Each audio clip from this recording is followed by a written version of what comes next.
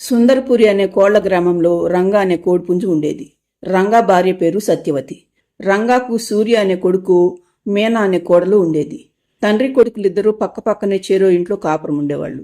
సూర్య మీనాలకు పెళ్ళై చాలా రోజులవుతున్నా పిల్లలు పుట్టకపోవటంతో అత్త సత్యవతి కోడలు మీనాను పిల్లల్ని కనటం లేదని ఎప్పుడూ తిడుతూ ఉండేది. ఒకరోజు రంగా తన కొడుకు సూర్యతో, రే సూర్య, మనిద్దరం రేపు మన సొంత ఊరికి వెళ్ళాలిరా. అక్కడ మన పొలం అమ్మకానికి వచ్చింది. మనం ఎలాగూ అక్కడ ఉండటం లేదు కనుక ఆ పొలాన్ని అమ్ముదామని నిర్ణయించుకున్నాను అంటాడు రంగా.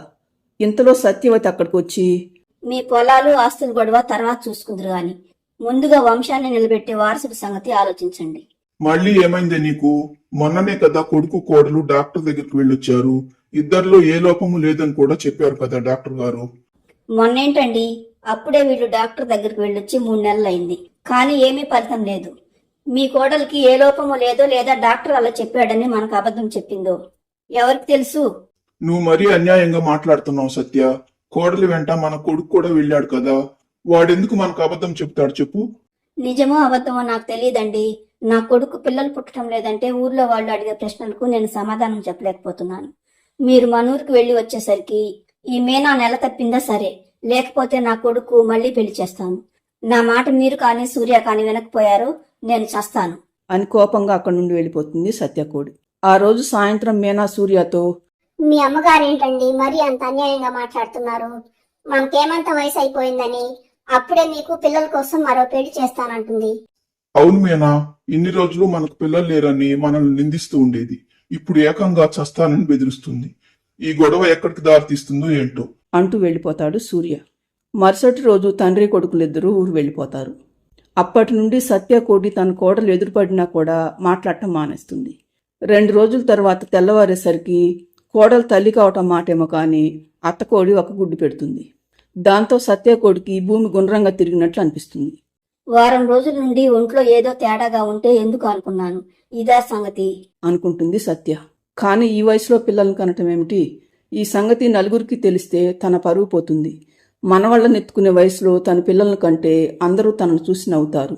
ఎలా ఈ సమస్య నుండి బయటపడాలి అని ఆలోచిస్తూ ఉంటుంది సత్యవతి.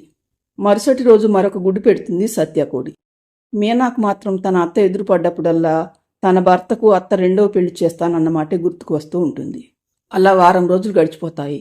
అప్పటి వరకు రాత్రి పగలు బాగా ఆలోచించిన సత్యకోడి ఒకరోజు మీనా ఇంట్లో లేని సమయం చూసి తన గుడ్ల 2ని తీసుకొచ్చి మీనా వాళ్ళ ఇంటి ముందు పెడుతుంది. కాసేపటి తరువాత ఇంటికొచ్చి చూసిన మీనాకు తన ఇంటి ముందు గుడ్లుండటం చూసి చాలా ఆశ్చర్యపోతుంది. కానీ అవి అక్కడే ఉంటే ఏ పిల్లైనా వాటిని తింటుందనుకున్న మీనా వాటిని తీసుకువెళ్ళి తన ఇంట్లో పెడుతుంది. తరువాత ఈ విషయాన్ని అత్తగారికి చెబుదామని వెళ్తున్న మీనాకు ఒక ఆలోచన వచ్చి ఆగిపోతుంది. మరో 2 రోజుల తర్వాత సూర్య రంగాలిద్దరూ ఊరి నుండి వస్తారు. ఇంట్లోకి వచ్చి చూసిన సూర్యకు గుడ్లు కనపడటంతో, ఏంటి మీనా, ఈ గుడ్లెక్కడివి? వీటిని నేనే పెట్టానండి. మీరెప్పుడు వస్తారా ఈ శుభవార్త మీకు చెబుదామని ఆతృత పడుతున్నానండి. ఏంటి, ఈ గుడ్లు నువ్వు పెట్టావా? మరి మా అమ్మకు ఈ సంగతి చెప్పావా? మీరు ఊరు వెళ్ళిన దగ్గర నుండి అత్తయ్య నాతో మాట్లాడటం లేదండి, అందుకే చెప్పలేదు. అయ్యో మీనా, అమ్మ నీతో మాట్లాడకపోవటానికి కారణం నువ్వు పిల్లల్ని కనటం లేదని. ఇప్పుడు నువ్వు తల్లి కాబోతున్నావని తెలిస్తే నిన్ను నెత్తిన పెట్టుకొని చూసుకుంటుంది అని మీనా చెప్పేది వినిపించుకోకుండా సూర్య బయటకు వచ్చి, అమ్మా, ఈ శుభవార్త విన్నావా? నీ కోడలు మీనా తల్లి కాబోతుందమ్మా అని మీనా 2 గుడ్లు పెట్టిందని తన తల్లితో చెబుతాడు సూర్య. దాంతో సత్యవతి అదిరిపడుతుంది. అమ్మ నా కోడలా, నువ్వు ఈ విధంగా ప్లాన్ వేశావా అనుకుంటుంది సత్య.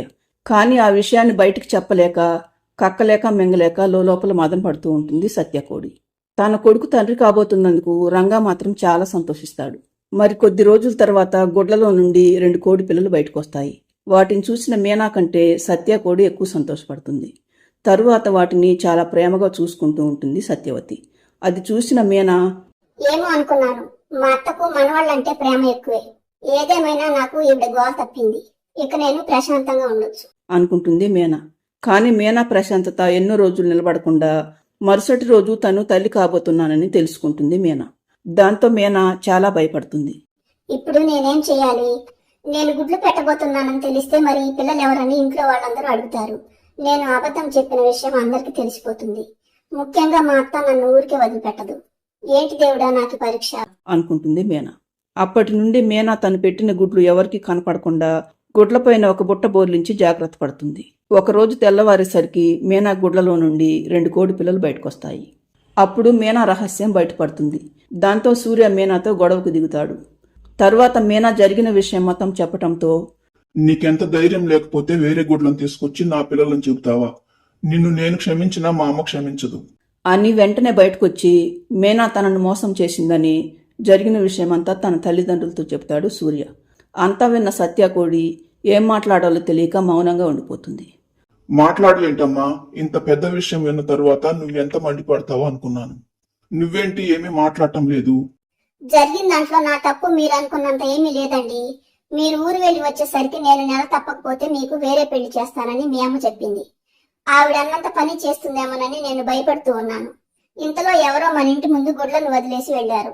దాంతో నా కాపురం నిలబెట్టుకోవటానికి అవి నా గుడ్లేనని అబద్ధం చెప్పాను.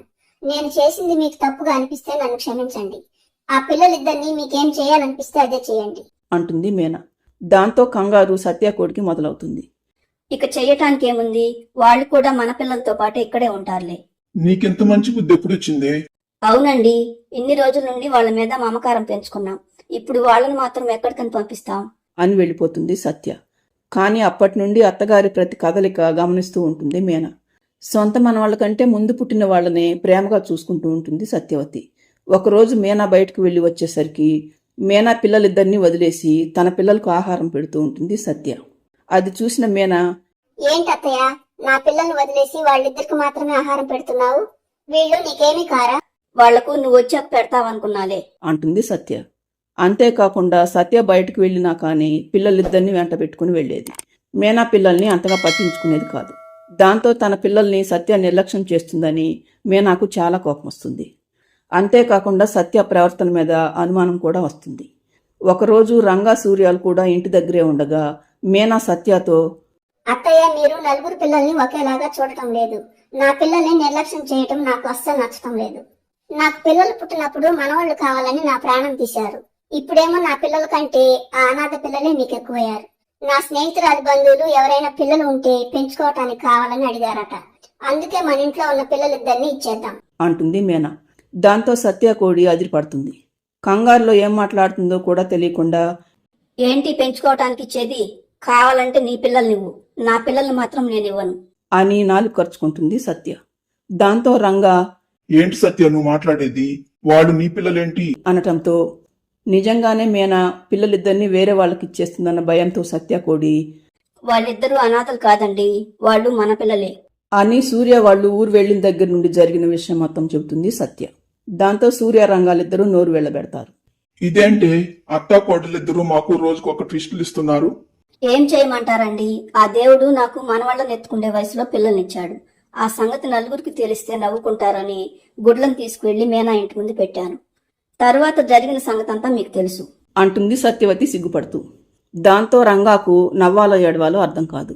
అప్పుడు మీనా సత్యతో, అర్థమైంది అత్తయ్య. పిల్లల్ని ఎవరికి ఎప్పుడు ఇవ్వాలో ఆ దేవుడే నిర్ణయిస్తాడు, మన చేతుల్లో ఏమీ లేదని. బాగా తెలిసింది మీనా అంటుంది సత్య. అప్పటి నుండి పెద్దవాళ్ళు నలుగురు పిల్లలు నలుగురితో కలిసి సంతోషంగా ఉంటారు.